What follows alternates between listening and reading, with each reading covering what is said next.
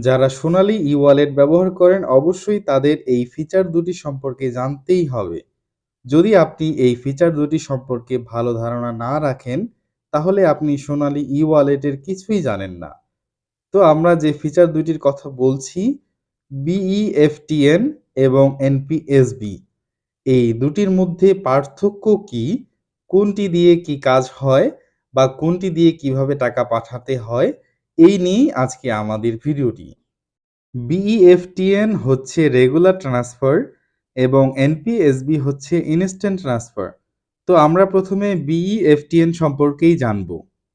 BEFTN এর মাধ্যমে আপনি বাংলাদেশের বিভিন্ন ব্যাংকে টাকা ট্রান্সফার করতে পারবেন রেগুলারলি।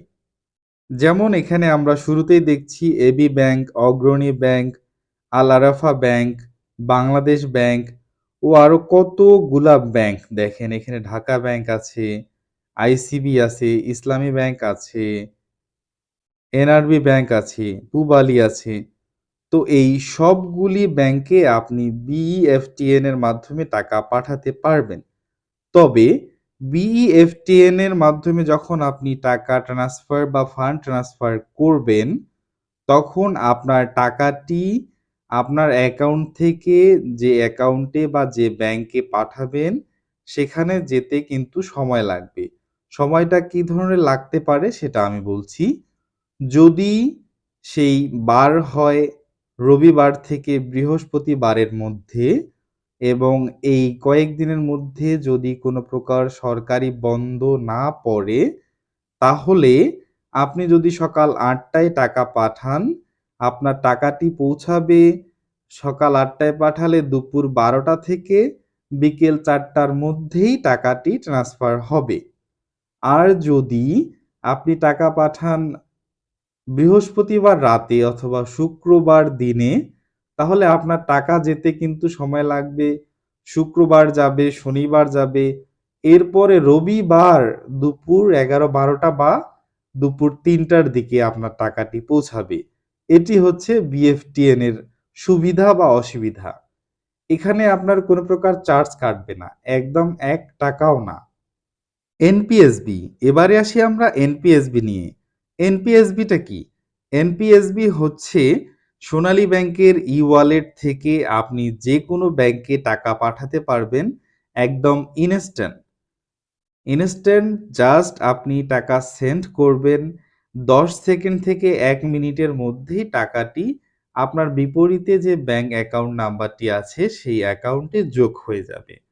তবে এখানে আপনার ১০ টাকা চার্জ কাটবে। যে কোনো অ্যামাউন্টে ১০ টাকা চার্জ কাটবে। আপনি ১০ টাকা থেকে শুরু করে যদি ৫ লক্ষ টাকা পর্যন্ত পাঠাতে চান, ওই একই চার্জ, জাস্ট ১০ টাকা। এখানে বেশি কিছু না। তো এখানে আরেকটা বিষয় তফাৎ কি জানেন? BEFTN এর মাধ্যমে আপনি অনেকগুলি ব্যাংকে, হিউজ ব্যাংকে টাকা পাঠাতে পারবেন। আর NPSB এর মাধ্যমে কিন্তু লিমিট কিছু ব্যাংক আছে, এই ব্যাংকগুলিতে আপনি টাকা পাঠাতে পারবেন। আমরা সিলেক্ট ব্যাংকে এসে দেখে নিতে পারি কোন কোন ব্যাংকগুলি এখানে দেওয়া আছে। যেমন AB Bank, Al Arafah, Bank Asia, Bangladesh Commerce Bank, Bangladesh Development Bank Limited, Bangladesh Krishi Bank, BRAC Bank, Islami ব্যাংকও আছে, Dhaka Bank, NRB Bank, One Bank Limited, Padma Bank, Prime Bank, Pubali, City Bank. এই ধরনের ব্যাংকগুলিতে আপনি টাকা পাঠাতে পারবেন। আর বাকিগুলিতে কিন্তু পারবেন না। এখানে যে কয়টি অপশন আছে, ব্যাংকের নাম আছে, এই ব্যাংকগুলিতেই আপনি টাকা পাঠাতে পারবেন। প্রিয় বন্ধুরা এবং আমার প্রিয় সকল দর্শকদেরকে বলতেছি, এনপিএসবি এবং BEFTN এর তফাৎটা নিশ্চয়ই আপনারা এবার বুঝতে পেরেছেন। অবশ্যই জানাবেন যদি সোনালী ব্যাংকের ই-ওয়ালেট নিয়ে আপনার আরও কোনো প্রয়োজনীয় ভিডিওর দরকার হয়, আমাকে কমেন্টস করে জানাবেন। আমি সেই ভিডিও দেওয়ার চেষ্টা করব। আর আমাদের এই চ্যানেল নুসাইবা টেক, এখানে সোনালী ব্যাংকের আরও প্রায় ২০টি ভিডিও আছে। সোনালী ব্যাংক থেকে কোথায় কিভাবে টাকা পাঠাবেন, কিভাবে আনবেন, কিভাবে ডিপিএস দিবেন, বিভিন্ন কাজগুলি আপনি করতে পারবেন। এই ধরনের ভিডিওগুলি কিন্তু আমাদের চ্যানেলে আছে। আপনারা দেখে নেবেন। আশা করি ভালো লাগবে। আল্লাহ হাফেজ। আজকে এই পর্যন্ত। দেখা হবে আবার নতুন কোনো ভিডিও নিয়ে।